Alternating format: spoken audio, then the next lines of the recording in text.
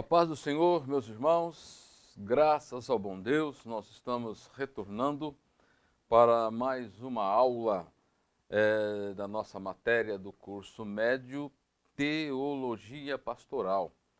Tá? E nesta oportunidade nós estaremos dando início ao capítulo 2, que ele vai tratar do o ministério ou o ministro e o ministério, perigos e problemas. Perigos e problemas. Esta lição, ela está fundamentada ou organizada em 6 tópicos.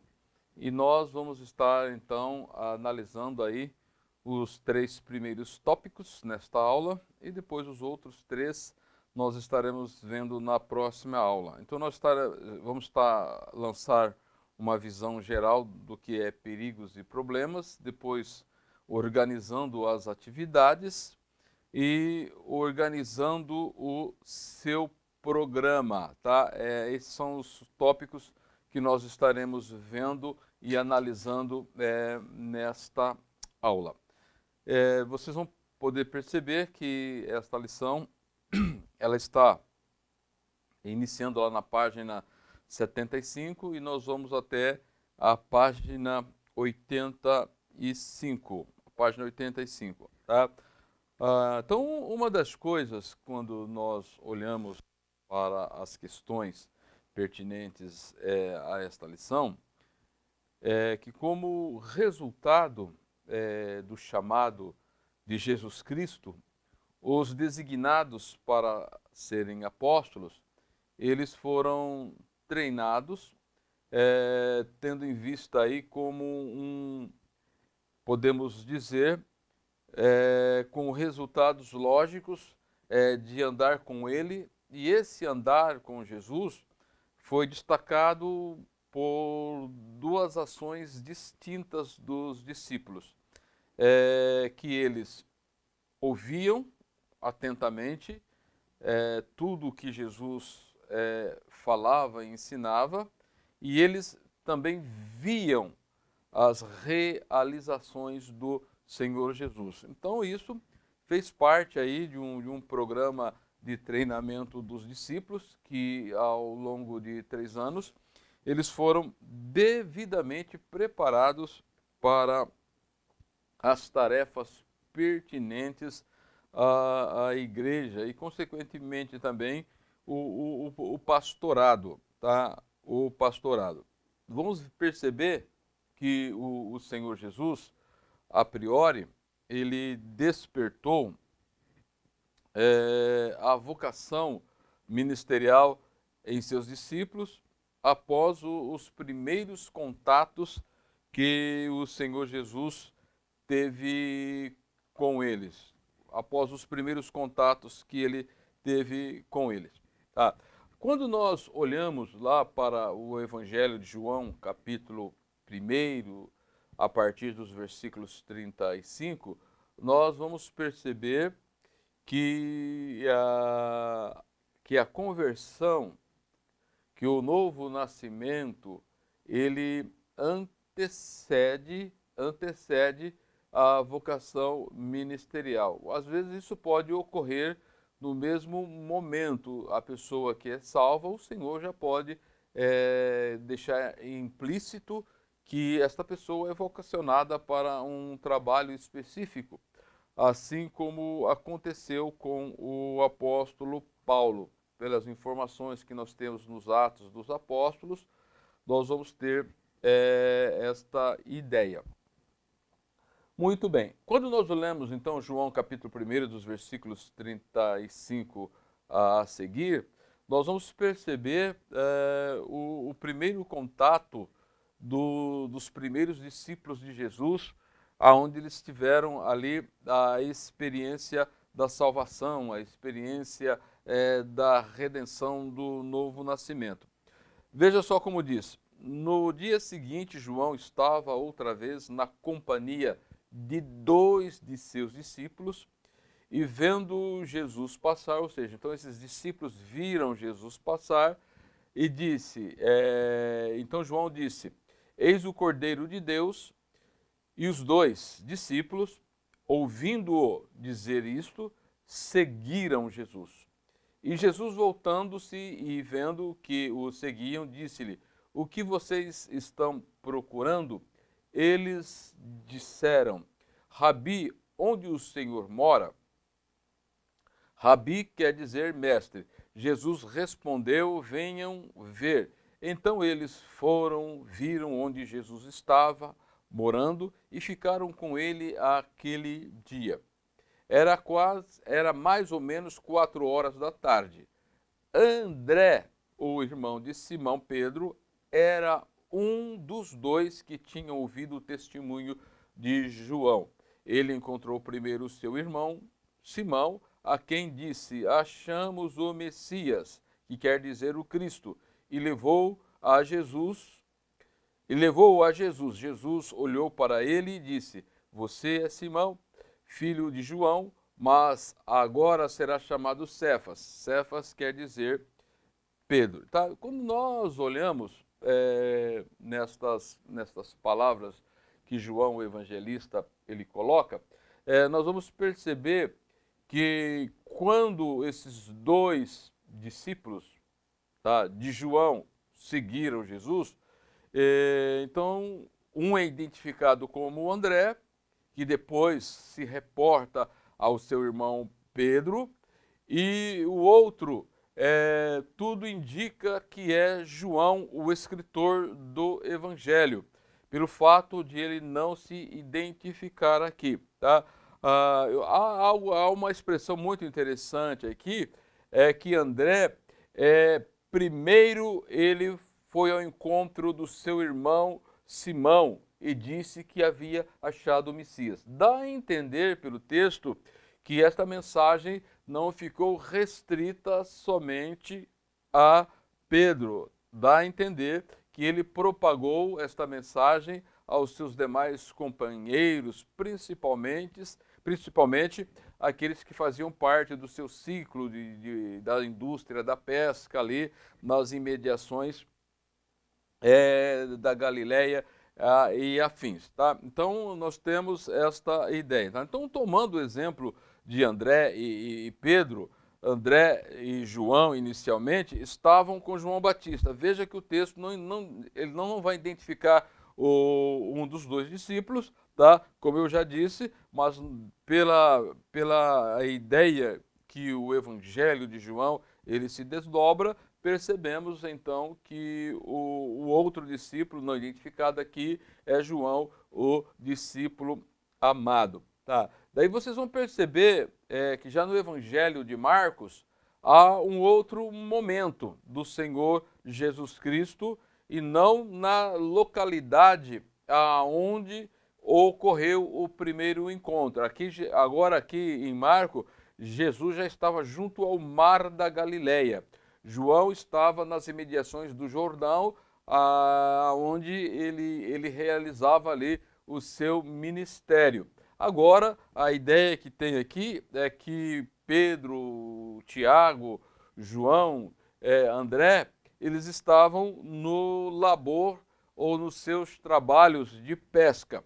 Em Marcos 1,16 diz o seguinte, e caminhando junto ao mar da Galileia, Jesus viu os irmãos Simão e André que lançavam rede ao mar, porque eram pescadores. Jesus lhes disse, venha comigo e eu farei que vocês sejam pescadores de gente. Então eles deixaram imediatamente as redes e seguiram. E aí o texto no versículo 19 vai nos dizer o seguinte, pouco mais adiante, Jesus viu Tiago, filho de Zebedeu, e João, seu irmão, que estavam no barco consertando as redes, e logo os chamou. E eles seguiram Jesus deixando seu pai no barco com os seus empregados. Então, a ideia que você tem aqui é que os dois discípulos, André e João, foram ao encontro de Jesus. Tá? E agora nós vamos ver que André levou Pedro até Jesus, mas o texto lá não diz que João levou o Tiago a Jesus, tá? Mas tudo indica que ele pregou o evangelho e que ele deve ter conduzido o seu irmão até Jesus para ter um encontro maravilhoso da salvação, tá? Então, quando Jesus faz esse chamado para Pedro, André e Pedro tornarem-se pescadores de homem e o seguir, e nesse mesmo diapasão ele vai para João e Tiago, tá? Eles já tinham tido então uma experiência com o Senhor Jesus anterior. Quando olhamos para essas passagens, temos a ideia clara que depois dos discípulos conhecerem o Senhor Jesus como Senhor e Salvador, os mesmos posteriormente então atenderam o chamado ministerial. E dentro deste chamado ministerial, tinha um programa do Senhor Jesus de instrução, de treinamento desses discípulos. Quando nós pegamos Mateus 10 e 5, nós vamos perceber, Mateus capítulos 10 e 5, nós vamos perceber exatamente isso. E Jesus enviou os 12, dando a seguinte instrução, dizendo que no caminho eles não poderiam falar com os gentios, nem entrar em cidade de samaritanos, tá? Nós vamos perceber que eles foram designados para um ministério específico, tá? Então, no contexto da palavra de Deus, o que significa ministro, ou o que é o ministro, tá? Para nós abrirmos um pouco o nosso entendimento, vamos recorrer a um texto que nós temos lá em primeira carta de Paulo aos Coríntios, capítulo 4, versículos 1 e 2, aonde ele vai dizer o seguinte: mas assim, pois importa que todos nos considerem como ministro de Cristo, encarregados dos mistérios de Deus, tá? Ora, além disto, o que requer desses encarregados é que cada um deles seja encontrado fiel, tá? Então vocês vão perceber que o ministério ele está atrelado a um encargo, tá? Não existe ministro, tá, que não esteja atrelado a um ministério, a um encargo, tá? E no caso de Paulo aqui, ele fala que uma das fundamentações pelo fato dele ter sido chamado é porque ele estava encarregado, tá? Pesava sobre ele os mistérios de Deus, tá? Além disto, ele deveria ser fiel dentro desta questão, tá? Então, quando nós olhamos para esse texto aqui, vai destacar aqui uma palavrinha que é o fretes, tá? Que ela, quando você puxa do grego, significa que fazia referência ao escravo remador da última galera, o qual só seguia o ritmo dos tambores. Esta palavra também foi utilizada para aquele que recebe ordens diretas do seu senhor e deve cumpri-las sem questionar. Logo, o ministro não é que tenha função de poder, mas de serviço em obediência, tá? Então, a primeira premissa do ministro é que ele está prestando serviço em obediência ao seu senhor. O seu senhor lhe dá ordens diretas e ele precisa cumprir estas ordens, tá? Existe uma outra expressão cunhada dentro desse texto aqui de 1 Coríntios, capítulo 4, que é oikonomos, que significa o quê? Ou ele faz uma referência ao encarregado de cuidar dos suprimentos da casa. Ele devia não apenas prover na qualidade de um mordomo ou de dispenseiro, mas ele deveria cuidar dos pertences do seu senhor, tá? Então essa palavra ela é traduzida no contexto do Novo Testamento como despenseiros ou mordomos. E nesse contexto, o apóstolo Paulo diz que precisamos ser quê? Dispenseiros dos mistérios de Deus. Significa que Deus, ele disponibilizou os recursos espirituais para a salvação e a orientação espiritual ao alcance de todos. E o pastor, no exercício do seu ministério, ele tem que ter esta visão, ele precisa ter esta visão, tá? Então, quando você analisa aí ministro e ministério, tá? Então, a palavra ministério, quando você traz ela do latim, ela significa cargo, incumbência, comissão e serviço. Existe também uma outra palavra que vai estar atrelada ao ministro ou ao ministério, que é querigma, que é uma palavra grega que significa proclamação.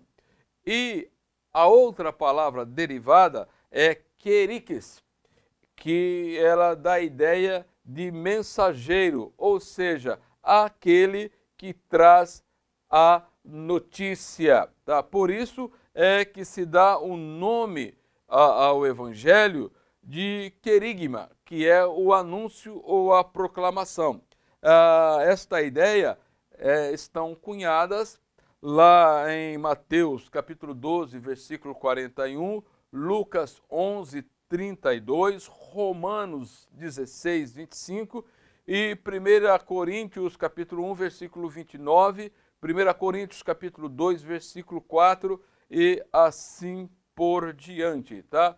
Então, a ideia que você tem aí do querigma, que é mensagem, pregação, proclamação, tá? E mais tarde, dentro do contexto da igreja, esta palavra ela foi admitida como o quê? A proclamação do evangelho. Aquela mensagem que não é nossa, que recebemos do Senhor e temos a incumbência de pregá-la, tá? Então, a princípio, o pastor, ele tem esse compromisso com a proclamação do evangelho. Ele tem esse compromisso, tá? A proclamação da mensagem. Então, ele está aí como um querikes, que é o proclamador da mensagem que não é dele. Ele recebe esta mensagem do Senhor Jesus. Então, partindo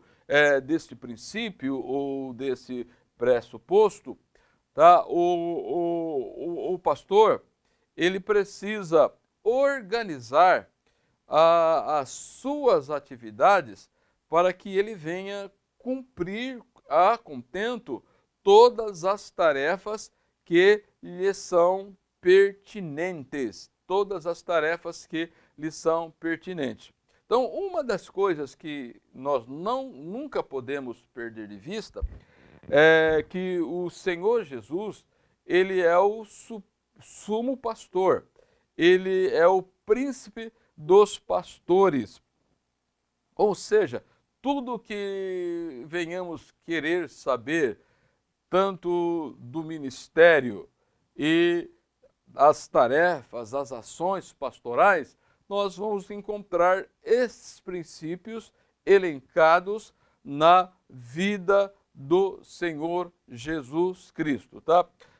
Por isso que lá na primeira carta de Pedro, capítulo de número 5, versículo de número 4, ele vai dizer o seguinte: e quando o Supremo Pastor se manifestar, vocês receberão a coroa da glória que nunca perde o seu brilho. Tá? Então ele faz aqui uma referência ao galardão, a recompensa que o pastor, aquele que está no labor pastoral, tá, no pastorado, ele receberá de Cristo, que é o Supremo Pastor. Tá? E nós vamos perceber que todos os cuidados em questão ministeriais, o Senhor Jesus, ele tem isso em mente. Principalmente quando nós lemos Apocalipse, capítulo 1, versículo 20, que vai nos dizer lá: quanto ao mistério das 7 estrelas que você viu na minha mão direita, e quanto aos 7 candelabros de ouro, as 7 estrelas são os 7 anjos das igrejas, e os 7 candelabros são as 7 igrejas. Tá? Então vocês vão perceber que quando você lê esse contexto do capítulo 1 do Apocalipse, vocês vão perceber que o Senhor Jesus ele tem as 7 estrelas nas suas mãos e ele anda no meio dos candelabros, tá? Então ele tem o controle de tudo, ele tem a visão de tudo. E quando nós lemos a partir do capítulo 2 do Apocalipse, capítulo 2 e capítulo 3, em que Jesus ele se reporta às igrejas, você vai perceber que ele se dirige ao anjo da igreja, ao mensageiro da igreja, ao pastor da igreja, para que ele incumbisse de transferir esta mensagem aos liderados, aos membros da igreja. Tá? Então você percebe a importância do pastor no contexto da igreja do Senhor Jesus Cristo. Aí quando nós ainda vamos lá para o capítulo 21 de João, dos versículos 15 a 17, vocês vão perceber naquela conversa muito íntima que o Senhor Jesus ele teve com Pedro para restaurar o ânimo de Pedro, a fé de Pedro, após ele ter negado o Senhor por 3 vezes, você vai perceber por 3 vezes que o Senhor Jesus vai ser incisivo para Pedro. Ele vai dizer no primeiro momento que ele apacente os meus cordeirinhos.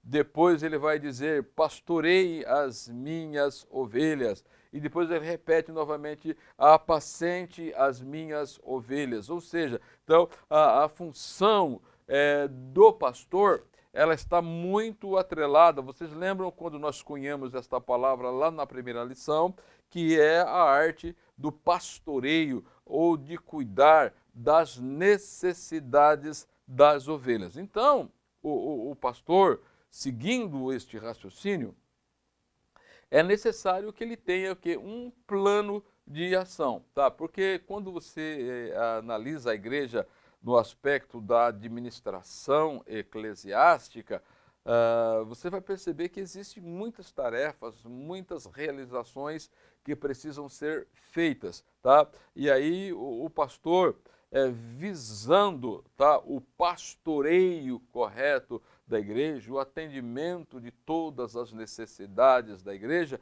ele precisa o quê? Elaborar um plano de ação. E nós vamos perceber que o Senhor Jesus Cristo, ele teve um plano de ação no seu ministério. Um plano de ação no seu ministério. Vocês vão perceber que o Senhor Jesus, quando ele inicia o ministério, após ele ser batizado por João Batista, o Espírito Santo vem de forma corpórea sobre ele na forma de uma pomba, e o Pai fala dizendo, este é o meu Filho amado em que me comprazo, ou seja, Deus está dizendo, toda a minha vontade será cumprida na vida do meu filho, e esta vontade em Cristo como homem poderia ser cumprida com a ajuda ou o ministério do Espírito Santo que havia pousado sobre Cristo, que teria uma ação dinâmica no ministério do Senhor Jesus. Então, uma das coisas que nós precisamos ter em mente aqui, aquele que vai organizar, aquele que vai planejar um programa de ação, um programa executivo, sempre haverá a necessidade de confiar no Espírito Santo, tá? Já disse momentos atrás que o Senhor Jesus, quando ele inicia o seu ministério, ele inicia-se sendo como homem, sob a orientação do Espírito Santo, sem perder o foco da vontade de Deus. E, em segundo lugar, conhecer os princípios bíblicos de governo e os indicativos de soluções. Tá? Eu jamais posso planejar ações no contexto da igreja, porque nós estamos inseridos dentro do reino de Deus. E o reino é de Deus. Nós oramos, né? Venha a nós venha a nós o teu reino e seja feita a tua vontade, tá? Então eu preciso, na hora de planejar, conhecer o que é reino de Deus, os princípios que regulam o reino do Senhor ou o governo de Cristo sobre a igreja e também ter em mente quais são os indicativos de soluções. Tá? Então, eu vou organizar aqui uma carga ou um encargo que eu recebi, porque o ministério é um encargo, tá? E o Senhor Jesus, ele vai nos dizer, tanto no sentido pessoal e no sentido ministerial, que o fardo, que o jugo que ele nos dá é suave e que é leve, e que nós precisamos diariamente tomar a nossa cruz e seguir a Jesus. Tá? Então, nós vamos perceber que nesta organização, ou que nesta planificação das atividades, existem questões quanto a nós mesmos, tá? O que está relacionado ao nosso ego, tá? E eu vou ter que disponibilizar de tempo e de habilidades para que as minhas atitudes elas possam ser coerentes com a vontade de Deus. Para esse quesito, é necessário conhecer bem o estado das ovelhas. E aqueles que são obreiros novos, em idade ou ministerialmente também falando, tá? Precisa atentar bem para essas questões. Ele precisa conhecer bem o estado das suas ovelhas. Nós vamos perceber que cada pessoa tem a sua individualidade, a sua personalidade, o seu temperamento, mas partimos do princípio que todos eles também, o Espírito Santo é residente neles e o Espírito Santo também atua por meio deles. Tá? Se eles têm algumas dificuldades, alguns problemas, o pastor precisa trabalhar estas questões e ajustar os cristãos dentro desta visão ou dentro deste aspecto. Uma outra coisa que nós precisamos ter em mente por ocasião da organização do programa. Tá? Basicamente, então, o que é a organização? Tá? Essa palavra ela pode ser definida da seguinte maneira. Tá? É a forma como se dispõe um sistema para atingir resultados pretendidos. Tá? Então, eu preciso me organizar de tal forma, lançando mão de todos os recursos e ferramentas que está à minha disposição, para que eu possa atingir os resultados pretendidos. Tá? E um dos grandes resultados que a Igreja de Cristo ela precisa perseguir e o pastor ele precisa ter em mente é a evangelização mundial, ou é a evangelização de toda a criatura e fazer discípulos de todas as gentes. Tá? Então, eu preciso, o pastor, dentro da organização do programa, da igreja como um todo, ele não pode perder isso de vista. Então, normalmente, é formado por uma ou duas mais pessoas que exercem aí a organização, né? Funções de modo controlado e coordenado com a missão. Controlado e coordenado com a missão de atingir um objetivo comum com eficácia. Tá? Então, quando você pega esta palavra organização, que ela vem de uma etimologia grega, é organon, que significa instrumento, utensílio, órgão ou aquilo com que se trabalha, tá? Então você vai perceber que é necessária aqui a combinação de esforços individuais que têm a finalidade ou objetivo coletivo. Então, por meio desta organização, é que torna-se possível perseguir ou alcançar os objetivos estabelecidos, tá? Então, nós precisamos, então, ter ideia do que é uma organização, tá? Precisamos ter ideia para que, quando você vai programar as tarefas, tá? Você vai, então, ter a noção correta e exata daquilo que você está fazendo, tá? Então, organizando, tá? Então, você tem pelo menos algumas questões em mente, tá?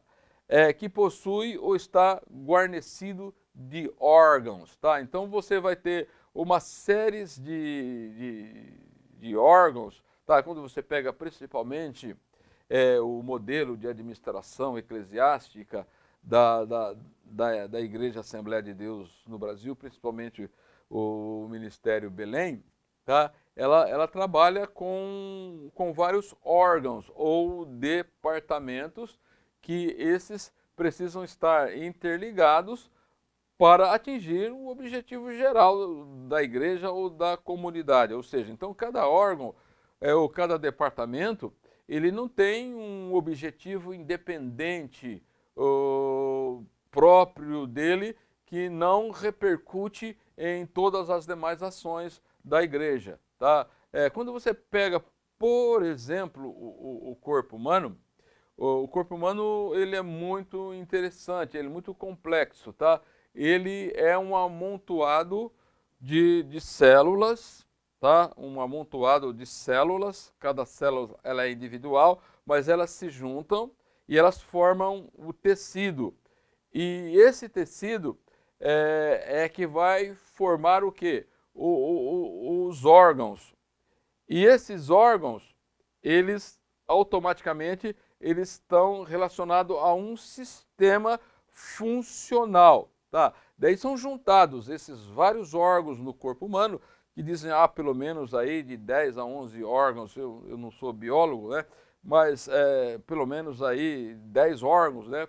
Você tem o órgão digestivo, o circulatório, o cardíaco e assim por diante, tá? Quando você coloca, junta todos esses órgãos que eles têm um sistema de funcionamento, tá? Mas acoplado, então aí você tem o sistema humano, tá? Daí o seu corpo ele pode funcionar porque existem células individuais que se juntaram a um tecido, esse tecido ele vai compor vários órgãos, e esses órgãos vários sistemas, e esses sistemas vai compor aí biologicamente o sistema humano, do corpo humano na sua funcionabilidade, tá? Então a visão tem um objetivo, a audição tem outro objetivo, paladar tem outro objetivo e assim por diante, tá? Mas tudo isso vai funcionar para o bem-estar do ser humano, para que ele, como um ser saudável, ele possa desenvolver todas as suas atividades e todas as suas tarefas. Então, quando nós pensamos a Igreja de Cristo como um organismo vivo, que Cristo é o cabeça, também ela está devidamente organizada. E quando você pega um corpo organizado e vem para uma organização que é externa, que está no tempo, no espaço, e no mundo, tá? Então Deus ele dá os pastores à igreja para que ele possa organizar de forma adequada para que a igreja venha atingir os seus objetivos. Ou seja, então é necessário uma preparação, uma planificação e uma estruturação daquilo que procura atingir, tá? Então, partindo desse pressuposto, a igreja ela possui uma estrutura ou em uma organização, tá? Hoje existem muitas pessoas criticando a igreja como um sistema, né? É porque eu estou fora do sistema, tá? Mas se você é uma célula viva no corpo de Cristo, tá? Então, necessariamente, você faz parte desse sistema, desse organismo vivo que é o corpo de Cristo, o qual Cristo é o cabeça, e ele mesmo é que deu uns para pastores, e ele também orientou e estabeleceu princípios para que esses pastores pastoreiem a igreja, tá? Então, nós precisamos entender que nós estamos subordinados ao corpo de Cristo e debaixo de liderança. Então, a partir deste momento, quando você vai estruturar ou organizar, é necessário que você tenha métodos ou estratégias para você atingir os vários objetivos especificados dentro do seu plano organizado. Então, você precisa ser o quê? Metódico, ordeiro e regrado, tá? Arranjando aí de tal maneira a permitir o uso e o funcionamento proveitoso, tá? Dos membros, dos instrumentos dentro da organização ou do organograma que foi elaborado, tá? Então, a proposta de organizar a si mesmo, no caráter pessoal, as atividades, os seus programas. Então, se o pastor ele é uma pessoa bem organizada, tá, em suas atividades, em seus programas, isso vai repercutir dentro da comunidade, dentro da igreja local. Se ele não consegue organizar a si mesmo as suas atividades, o seu programa de atividade, consequentemente, ele não será um bom pastor dentro desses quesitos, né? Daí você vem a seguinte pergunta: o que é então um programa, tá? Então, no sentido geral, o termo programa ele se refere a algo que se planeja com a intenção de executar mais tarde, tá? Então, quando você pega, por exemplo, a secretaria de missões da nossa igreja, vocês vão perceber que existe muitas. A igreja já está, quando ela começou com uma demanda pequena, hoje ela tem uma demanda já maior. Existem muitos projetos ainda em estado de espera, aguardando o quê? O momento correto para serem iniciados, ou às vezes recebe solicitações de outras organizações missionárias pedindo ajuda, orientação e assim por diante, tá? Quando você tem uma secretaria de missões, pegando aqui o exemplo, organizada, ela não abre mão dos programas sendo já executados, atingindo os seus objetivos, mas ela tem como lançar um olhar mais distante para que venha estabelecer novos horizontes, tá? Então você tem aí um conjunto de condições que você pode preencher a execução do trabalho, tá? Então você tem aí esse conjunto de atividades. Então, quando você olha o pastor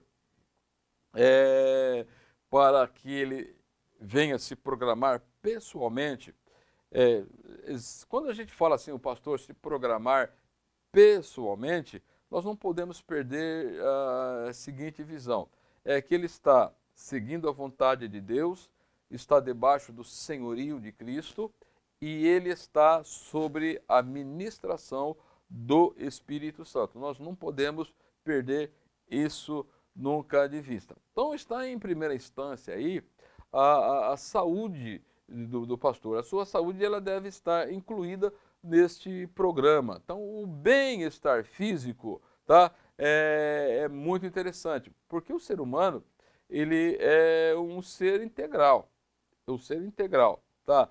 Dentro do contexto da teologia, que se divide o homem em partes, tá? Existe aqueles que dividem o homem só numa dicotomia e existe aqueles que dividem o homem em uma tricotomia. Os dicotômicos é que o homem ele é corpo e alma, que espírito e alma é a mesma coisa, tá? A visão tricotômica, tá? É que o homem ele é dividido, pode ser dividido em três partes, né? Espírito, alma e corpo, tá? Então, mas você não tem como tratar essas partes individuais, porque o ser humano é um ser psicossomático espiritual. Tá? Se junta a essas questões, ele se torna um ser perfeito. Porque quando você percebe, quando Deus ele cria forma o homem, ele dá forma ao macho, o Adão, tá? Tinha lá o boneco feito do pó da terra, né? Tudo já organizado, todos os sistemas prontos ali, e aí o Senhor sopra o espírito e o homem torna-se um ser ou alma vivente. Sopra o espírito e ele torna-se alma vivente, colocando em movimento o corpo físico, tá? O corpo físico. Então, quando a gente pensa em um homem, tem que pensar nessa integralidade. Então, tanto a sua saúde física, a sua saúde psíquica e a sua saúde espiritual, tá? Geralmente a Organização Mundial da Saúde, quando fala da questão da saúde, que é o estado completo do bem-estar físico, mental e social do homem, tá? Eles não incluem aqui o espiritual, né? Porque não professam a fé evangélica e são, como diz, né? São laicos, tá? Mas na questão teológica nós precisamos analisar essas questões, tá? Tanto a saúde física, psíquica e a saúde espiritual, tá? Então Paulo ele alerta para o cuidado do espírito, alma e corpo, tá? Então dentro desses elementos mais importantes para a vida na Terra está a saúde. Ela causa impacto nos seres humanos a todo momento. Tudo pode mudar ao longo dos anos de maneira quase que instantânea, né? Às vezes a pessoa é cometida por uma enfermidade, tá? Que dificulta os movimentos físicos, mas psiquicamente ele está muito bem, espiritualmente ele está muito bem, mas com as limitações físicas ele não pode realizar as grandes tarefas. Então a questão do cuidado da saúde está exatamente aqui, que o ser humano é um ser integral, tá? Então ele precisa cuidar de si como pessoa, pensar em todas as áreas, tá? Desdobrando aqui, tá? Diz aqui que ele precisa se preocupar também com a cultura intelectual. A intelectualidade tem o seu lugar em destaque, tá? No OPP, ou seja, na organização do programa pastoral, OPP, organização do programa pastoral. A intelectualidade ela é muito importante dentro dessa questão, porque nós vivemos hoje num mundo que culturalmente ele se desenvolveu muito, né? Muito desenvolvido. Então nós precisamos ter cuidado dentro desses aspectos para acompanhar esse crescimento. Por outro lado, tem também o desenvolvimento espiritual, ou seja, é preciso assegurar que dentro do programa esteja inserido o tempo suficiente para o desenvolvimento espiritual, cuidar da saúde, do crescimento cultural, intelectual e do desenvolvimento espiritual.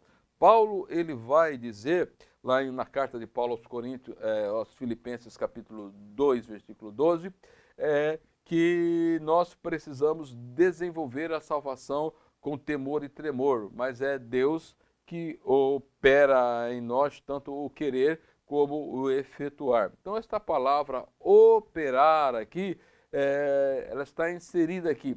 Os cuidados pessoais do pastor, esse que nós colocamos, bem como também o seu cuidado, primeiro o cuidado dele pessoal como salvo em Cristo Jesus e os cuidados que ele precisa também como pastor. Então ele tem que ter esse desenvolvimento como salvo, como santo diante do Senhor, e esse desenvolvimento pastoral, ministerial diante do Senhor. É por isso que Paulo vai dar alguns conselhos a Timóteo. Quando você pega a primeira carta, dos capítulo 4, dos versículos de 11 a 16, você tem ali algumas orientações que o apóstolo ele vai dar ao pastor. Ele vai usar aqui o termo presbítero, bispo, tá? Mas que tem essa mesma conotação daquele que pastoreia. E quando você pega lá a segunda carta de Paulo a Timóteo, ele vai destacar alguns cuidados que o pastor, ao longo do seu ministério, ele precisa ter com relação ao Evangelho. Tá?